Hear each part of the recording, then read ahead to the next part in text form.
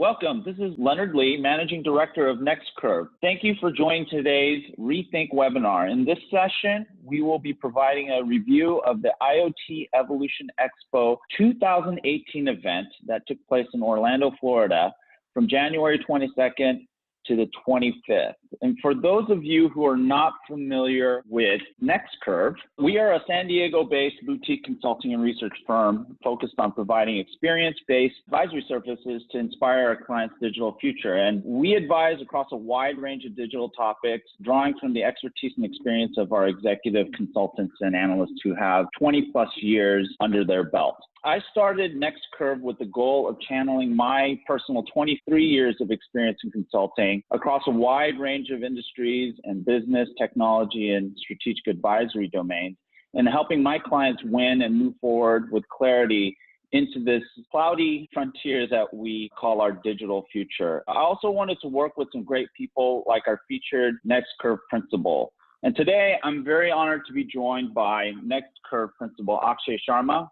Akshay is a renowned industry analyst and consultant who has worked with some of the leading tech firms and was a research director with Gartner for 10 years. And as a principal with neXt, Akshay covers various domains, including blockchain, network and data center technologies, IT communications, security, and telecom digital transformation. And in a short time, Akshay has contributed significantly to neXt's research and thought leadership. And he has published a research note on the future of retail, which he has dubbed Retail 2.0. Akshay, glad to have you. I'm looking forward to the discussion and having you share your key takeaways and insights from the IoT Evolution Expo 2018. Yep, glad to be here, Leonard. Let's talk about this event really quickly. You attended IoT Evolution Expo a couple of weeks ago, so tell us a little about the event, and maybe you can share some of your interesting metrics from the event as well. It's hosted by a company called TMC Net that's run by a fellow by the name of Rich Tarani, and they publish the IoT Evolution magazine as well as websites with interesting webinars, and then of course the event itself. First number is 200. That was the number of miles I drove each way to get to Orlando while listening to music and listening to the NFL, AFC Championship games and the NFC Championship. So 200 miles, that means about 1 hour of travel time, right? No, not quite that fast. But, no, I took my time driving, so I was literally at the speed limit all the way through. Oh, wow. I'm so surprised. Yeah, I was on stage on the Analyze This panel. James Brame from James Brame and Associates, Carl Ford was the host, and quite a few others. So it was a good discussion on where the IoT industry is headed. It's had its ups and downs, but overall, we know it's an industry that's ready to blossom. At the exhibit hall, we had quite a few companies from small startups to IBM to GE and a lot of companies in between. Quite a bit of intriguing discussions. It's one thing to talk about stuff. It's one thing to actually be trained and certified on it. And as you probably know, blockchain is one of the most hyped topics these days. A lot of people claim to be experts. I was honored to be taught by a fellow who has a PhD in computer science, Harvard MBA, who's got a company involved in blockchain and an ICO himself, and quite an honor to be trained and actually have a certificate at the end of the day based on the training. Great, congratulations. Akshay, if you could share with us your research objectives and agenda for the event. What is it that you went into the conference looking for? Well, as you know, IoT is very hyped. Before we didn't hear about IoT, we were hearing about machine to machine back in the late 90s, early 2000s, and then of course it morphed into IoT. We've been hearing about clothing that's going to be internet enabled, Fitbits, medical diagnostics, to video surveillance, connected car, connected home, robots, smart cities. However, I'm still trying to figure out where is the money? How do we generate new revenues, or how do we get operational savings? It all boils down to value though, right? IoT, not just only a technology, but it seems to be something a bit more holistic than that. And I think that's one of the reasons why the value conversation is so elusive. Let's move forward here and talk about our discussion agenda for this session. First thing we're going to do is we're going to talk about your key takeaways. You'll be able to share with us revolutionary insights that you're able to mine out of the event. And then we'll talk about your top 5 picks from the expo. And finally, we'll wrap up with your predictions for 2018 based on the impressions that you received from your attendance at the event. Let us discuss the 6 key takeaways that you walked away with from the IoT Evolution Expo this year. Why don't we start with number 1, which is the blockchain ICO in a box. What are we talking about here, Akshay, and why was this a highlight for you? I've heard about an ICO in a box. In fact, there are companies out there that help startups that may have typically gone through the crowdfunding approach and now are going through an ICO. I saw an IoT device at the show that was like a Wi-Fi router with LTE-U that had tokens being generated through an ICO for bandwidth brokering. And I thought, wow, this is a platform that could enable newer things. Now that net neutrality is sort of neutered with paid for prioritization being allowed, bandwidth on demand. So maybe we need a platform that can monetize or make use of that. We're talking about not just net neutrality, we're talking about net neutralization and being able to capitalize on that. Yeah, although I wouldn't want to be new, but this box can enable newer revenue streams that may have been capable of doing just with a Wi-Fi router. So let's move on to the next one. Looks like Sigfox has some competition there, right? LoRa, NB-IoT, LP-WAN, solutions that are providing compelling substitutes for Sigfox.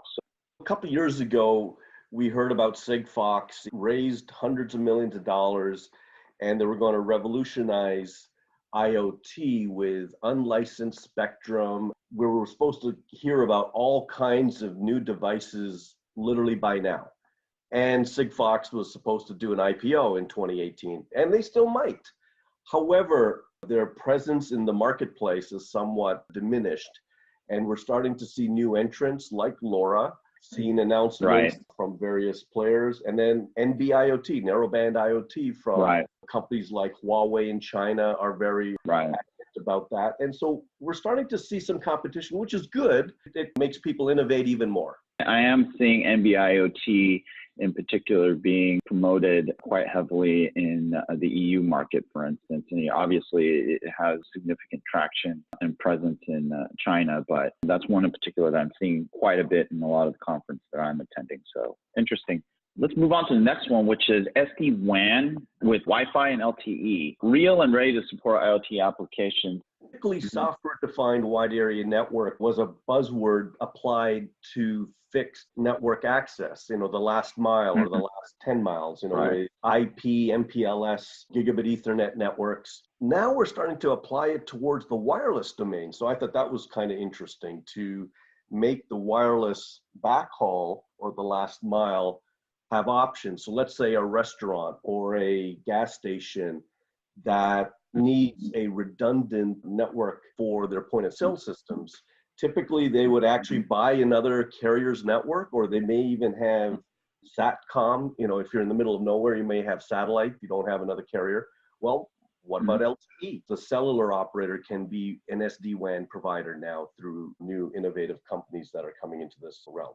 So the next one is IoT security is more critical now than ever. I totally agree. It's hardware, software, and now it's also become a device/component level conversation, especially in light of Meltdown and Spectre, which we'll be talking about next week with Dean Freeman. AI, what is AI doing in this context? We know that AI involves machine learning, ability for the computer to adapt and learn. It's applied to things like communication, speech recognition, pattern matching. Well, now let's apply it to the network devices itself. We're starting to see hacking and holes and vulnerabilities being exposed almost daily, if not weekly.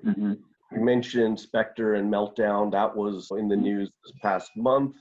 But we've had Devil's Ivy, where video surveillance gear was hacked a few months ago. We've had the Jeep from, Fiat Chrysler being hacked. While you're driving the Jeep, your braking systems could be disabled. Pretty serious. I'm beginning to learn that you almost need a holistic approach. A one size fit all patch or a firewall or one solution is not the solution. You almost need a dashboard view holistically end to end of the entire network, the entire set of devices, behavioral analysis of what's going on end to end, and then you need some AI tools to learn and filter and actually mine the log files or mine the IO that's happening and seeing if there's any anomalies. A lot of these things we detect and it's too late. And even the malware detection, we can't trust. I hate to say it, but Kaspersky was now on the list of companies we have to watch out for. And that was supposed to be the malware detection software.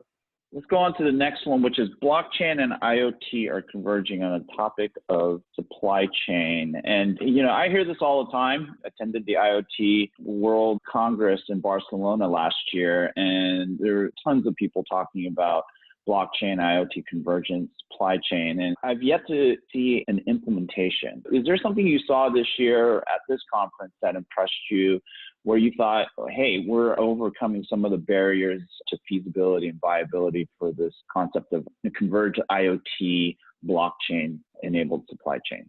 What we've seen in the previous conferences on IoT or machine-to-machine were basically silos of devices like the Fitbit or the Wink Hub or the GE egg minder that I got in my fridge. You know, is an IoT device and it's siloed. But now what we're seeing is devices talking to each other.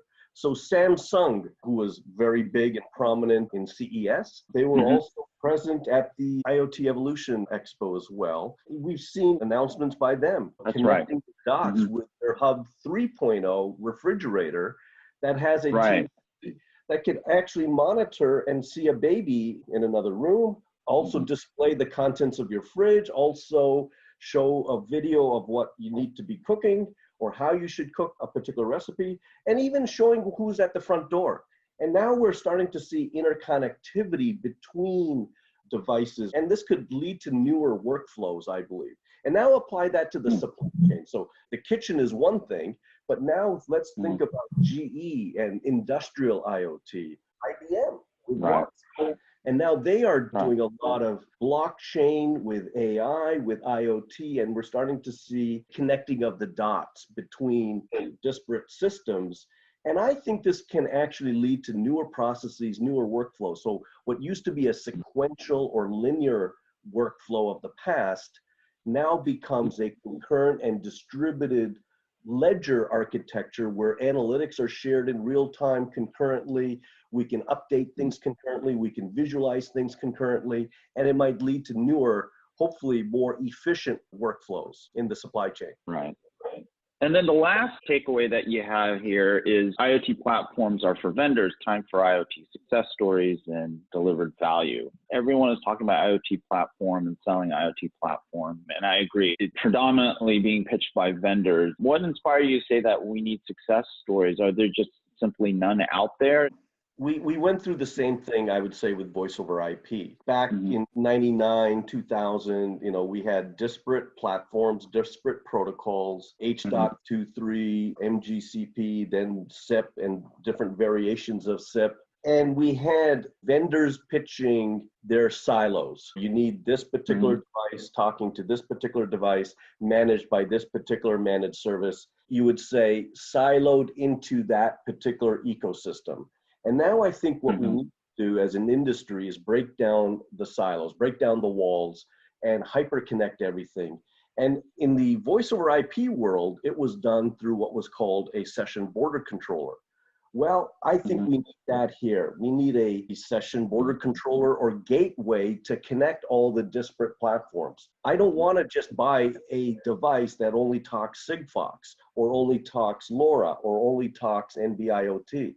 I don't want to know about it. I just want to know what the device does for me or what the solution does. And we want to become protocol agnostic or platform agnostic and then eventually vendor agnostic. And it should all be plug and play.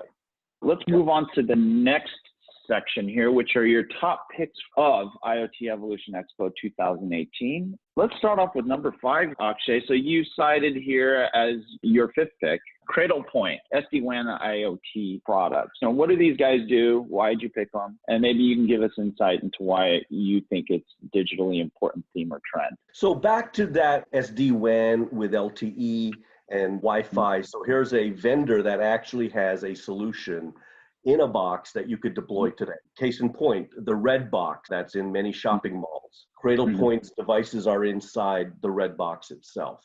And it can act like a router. It can provide connectivity, both wireline and wireless, and maintain session continuity across networks. So for PCI compliance with point of sale systems and credit cards, you have to have encryption and you have to maintain security across the network. So if one fails, you want to seamlessly transition over to another network, and it should be oblivious to the end user.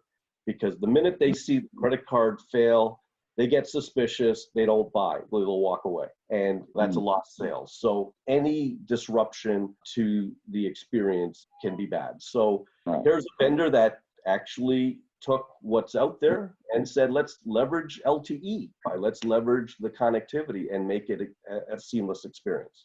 Now, number 4 is IBM Watson for IoT. How did you see IBM Watson evolving the IoT story here? We found that Watson, it was only $100 million type accounts that they would apply it to. And what actually opened my eyes when I went to the IBM booth at the show, IBM has changed. They're willing to talk to startups. They're willing to even talk about smaller accounts in the restaurant or retail or IoT type devices. So it doesn't have to be SoftBank Pepper robot powered by IBM Watson, where SoftBank is worth $1 gazillion. It could even be a startup. And so IBM mentioned that they have taken startups to different accounts, and IBM is back, I think, with Watson for IoT.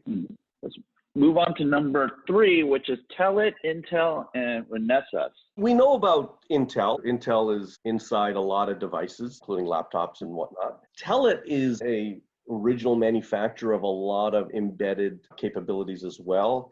Now, Renesas is a conglomerate that is actually the combination of a lot of chips mainly from Japan, including NEC, Mitsubishi, and whatnot. What I found was having all 3 in the same room, actually hosted by Verizon, the carrier, and talking about open platforms, open SDKs for developers to build from, I thought was good to see this sharing of ideas cross-platform, because not one chip is used for everything, despite what Intel or Qualcomm would like. There's purpose-built chips for different purposes, and it does take a village, if you will, or it does take an ecosystem of vendors to create a solution. Number 2, you have Grid Plus, arbitrage energy with blockchain. Back, 18 years ago, one of the biggest companies in the US who unfortunately had a massive decline was Enron, and then Enron Broadband. They were trying to be the broker for energy futures. They were trying to also do bandwidth on demand with Enron Broadband. But let's just say the technology wasn't there, at least from the Enron Broadband perspective of doing bandwidth on the fly. Back in the early 2000s, we didn't have the routers that could do tunable optics with SDN, or the energy market. We didn't really have the ability to arbitrage energy within the home. Maybe at the macro level of the big generators out there, Enron Energy do it, but history has shown that flopped. And so now what we're starting to see is localized solutions. So Grid Plus was a good company where you're able to respond to demand. You know, we're starting to see not only people having their own solar panels or their own windmills, if you have a farm, let's say. So you might actually be a supplier of energy, not only to yourself, but maybe to your neighbor. But you might also be a consumer as well from the electrical grid, let's say. And so we're starting to see a multi-dimensional business model, multi-sided business model being created. And we now have technology that can support it, with blockchain and the ICO process and tokens. We may even have a monetization scheme behind it as well. So let's move on to your number one pick, which is Spectra Mesh, blockchain Wi-Fi router. So to segue from the previous slide, that was energy related. Well, now let's talk about bandwidth and bandwidth on demand and being able to perhaps sell it to your neighbor or maybe consume it from your neighbor in a mesh-like topology. Being able to use your device when it's not in use, maybe for mining of a cryptocurrency, and maybe you could mine stuff and make money from it that could perhaps pay for the power being consumed during the day.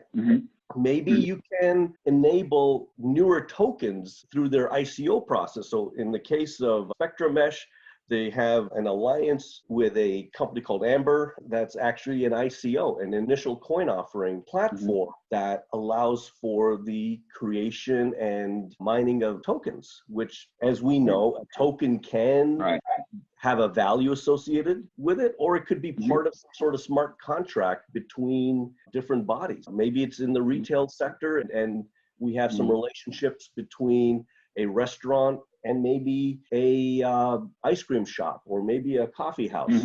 They're sharing coupons, they're sharing bandwidth, or they're sharing maybe the same supplier, like Cisco Food supplies to all three. Maybe there's some sort of sharing going on. So what I thought was cool is, we're starting to see the shared economy applied to self-driving cars with Uber, Airbnb, sharing of residences. Now let's share bandwidth as well. Who knows where this could lead to?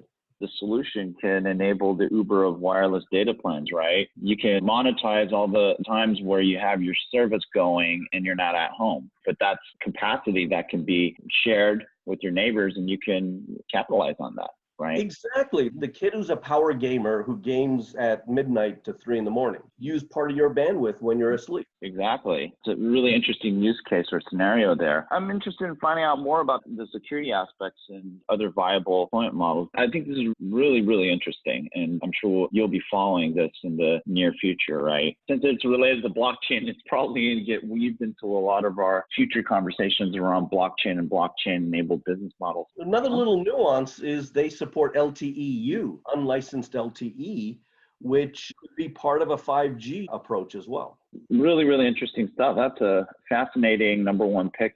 Akshay, here's a rundown of your top picks. So we have Spectra Mesh, Grid Plus, the consortium of Telit, Intel, Renesas, brought together by Verizon. And then we have IBM Watson for IoT as your number 4. And making up number 5 of the list is Cradlepoint with the SD-WAN and IoT. Great list. Really good stuff, Akshay. Thank you. Now, let's move on to your predictions for 2018. And if you can just briefly go over your list here, starting off with number 1. Well, back to the solutions that I saw, blockchain is a hot buzzword. We're hearing about ICOs all the time, and of course, IoT. But now let's connect the dots. Maybe there's a newer monetization mechanism via blockchain or some sort of cryptocurrency technology. And at the end, it has to save money, or it has to generate newer revenues, or it has some sort of positive impact in some ways. Maybe it decreases hacking because it's all encrypted, or something has to benefit the end user. And so hopefully these will all come together with some sort of holistic benefit. Number 2, you have IoT platforms merge, a new security IoT. So you mentioned session border controllers. What's the prediction here? So session border controllers in the voice world glued together isolated protocols or isolated platforms, and they were also a firewall type device. They provided security. I'm predicting that with all the hacking that's going on, all the disparate platforms that we have, I think there's going to be some consolidation and some sort of rethinking and maybe some merging of these solutions to create this sort of gateway capability that acts like a protocol converter or convergence element, but it's also a security device as well. Number 3, AR, VR trials occurring on 5G, NB-IoT, network slicing on demand, and M-Cord. The core is the central office being re-architected as a data center. And this comes into the notion of mobile edge computing. So the carriers have all these central offices. You know, on Main Street, you might have seen Bell South or AT&T or neXt buildings, or in Europe might have been BT or Telefonica, or in China it might have been the incumbent carrier there, or BSNL in India. Now those central offices, we know, can be ripped and replaced with the old telephone switches of the past. We know voice can be virtualized. We're doing it right now as we speak. We've got Skype in the cloud. We've got voice already in the cloud. Those central offices now can be re-architected as nano data centers at the edge. And these nano data centers, I believe, will be leveraged for 5G, for doing things like network slicing on demand. So not only do you need bandwidth on demand, you need maybe a GPU, a graphics processing capability for a video game, or maybe it's an AR or VR video game experience that you want for the next hour. And so now you're going to buy applications with the network all in sync, all on demand. And I think 5G can enable all of this. Let's move on to 4. AI machine learning with behavioral analytics becomes part of IoT. We heard about all the hacking and issues that IoT devices have. And I believe just patching, waiting for the latest patch from whichever vendor, that's old school thinking. I think the patch is just reactive. And instead, I think what we're going to need is holistic analysis of in the entire network of devices, and seeing where the traffic is, what are the anomalous behavior that's happening. And it's almost going to be a new managed security services being provided as a service. And hopefully that's where the carriers come in, like a Verizon, like an AT&T, like a China Mobile, like a Telefonica. Right. And I think with AI, we talked about actually learning from the behavior and seeing if there's any anomalies. So a human being can only do so much. When we've got billions of these devices out there, you're almost going to need some sort of automation behind the scenes. Focusing on the patch is very myopic. You have to have a security strategy now that's much broader than that. And it's not just the network, and it's not just the device, like you said. And security is going to become much more complicated in this IoT world. And that's something I clearly got a sense for when I was at the IoT World Congress in Barcelona as well. Very big topic, very big concern. So your last one here is Sigfox becomes the WiMAX of 2018. Not to be too controversial here, but Sigfox did raise a lot of funding a couple of years ago, and let's just say not capturing the marketplace as strongly as I would have liked to see. And the analogy is WiMAX got a lot of funding, Intel powering WiMAX back 10 years or 15 years ago. Well, And not to discourage anyone at Sigfox, I think maybe this is a way to come up with more alliances. Maybe it's the security IoT gateway between LoRa, between NB-IoT, because we're going to see that it's not a one solution, one size fits all type solution. It's going to take an ecosystem of solutions, an ecosystem of protocols and different chips and different frequencies, from lower frequencies to even higher frequencies that 5G will enable, from narrowband to ultra wideband. And so I think it's going to take a whole ecosystem approach, and that's perhaps where Sigfox can reinvent itself. But isn't the competitive landscape also changing? It's becoming much more competitive as well. It's not like Huawei sitting on its laurels with NB-IoT. They're being pretty aggressive themselves in promoting their technology. But this is where if I was Sigfox, I would start an alliance with all the vendors out there and saying, okay, you've got some good capability here. You've got some good chips over here. You've got a good solution over here.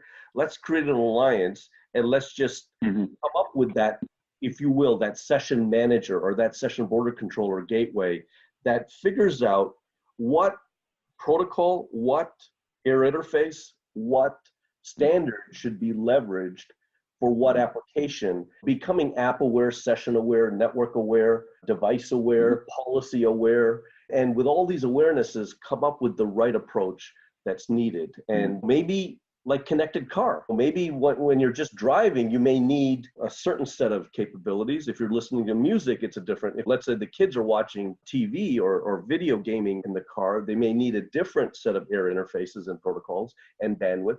And we can actually now have the capability to make all of this software definable, make it elastic, and we could actually have an ecosystem approach rather than just a siloed approach of the past. Well, that's your last prediction. Thank you so much for your time and your insights. If you'd like to go out and find out more about our viewpoints on various digital topics of the day, go to our website, which is www.next-curve.com, and you'll find research notes, media, and replays of this and other webinars on our site. And we are also on Twitter and YouTube. So you can subscribe to our YouTube channel and friend us on Twitter to get live feeds and coverage of industry conferences such as the IoT Evolution Expo that we attend during the year. Also coverage of our special Next Curve events. Akshay has a couple of exciting sessions coming up. In this next session on February 16th, Akshay will be sharing his insights into the future of retail and going over the highlights of his research note, which is on our website. Retail Hospitality Industries Digitally Transformed, the next mobile carrier killer app. It's a great piece. I encourage you to go and check it out on our website. It's in the Rethink section, and that's where we publish our articles and our research notes. On the 6th of March, Akshay will share his key takeaways, top picks, and predictions from his attendance of IT Expo in Fort Lauderdale, Florida, which is going to take place February 13th to the 16th of this year. I mean, you can register for these events on our website by navigating to the Rethink and Event Schedule section. We have a number of engagement options that can fit the needs of your organization, from custom research projects, executive workshops, to expert panel and inquiries. And if you're interested in talking to NextCurve about how we can help you and your organization gain clarity on the IoT-related market opportunities and develop a valuable and viable IoT strategy for your business, please contact us. We offer a range of advisory services in this domain to help our clients baseline a clear understanding of digital topics such as IoT, blockchain, and artificial intelligence, which Akshay talked about. And we can advise you on your journey to opportunity and the value, which we believe is so important to arrive at with IoT, yet is so elusive. And we're offering executive workshops and inquiries, which are great ways to get NextCurve involved in your customer, enterprise, or industrial IoT aspirations and initiatives. You can contact me by email or telephone for a scoping discussion to figure out how NextCurve can be part of your next step with IoT and blockchain and artificial intelligence. With that, thank you everyone for attending. Akshay, any last words for our audience? Thank you, and hope to interact with you, Leonard, and the audience members in the near future. All right, bye everyone.